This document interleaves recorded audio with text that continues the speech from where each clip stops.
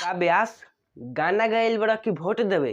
का हाल बा भाई लोग, हम क्रेजी बॉय लेके नी एगो और वीडियो। जैसे कि तू लोग जानता रहो कि यहाँ पे होली के माहौल चलता, सगरो रंग ही रंग भइल बा।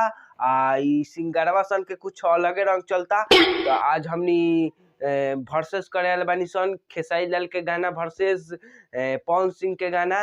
तो वीडियो अंत तक बन रही है लोग, वीडियो में बहुत ही मजा आई। चला वीडियो के स्टार्ट करे के।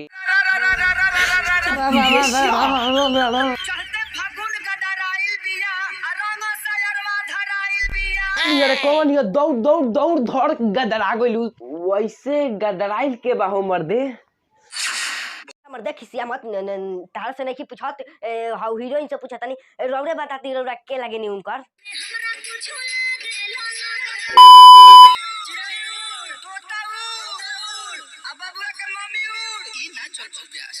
मर्दे ई ना चली, बबुआ के मौसी कैसे उड़ जाई, ना ई ना चली, ना चली।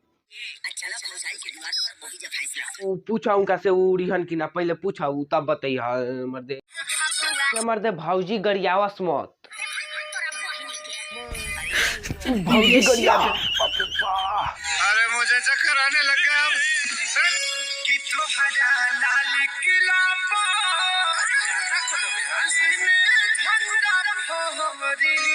मुआई का लाल किला पे झांडा फहरा है।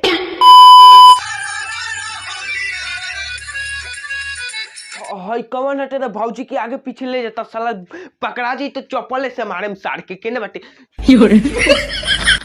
अच्छा मर्दे, मतलब तू हवा ना जानता नहीं अब।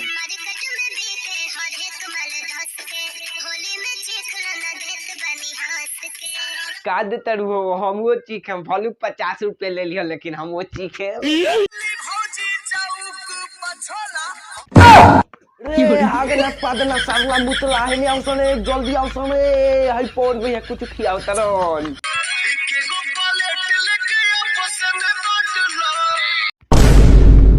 मर्द छोड़ा तार चाट ना खाए, वैसे भौजी होली में चाट बेचतारी हो।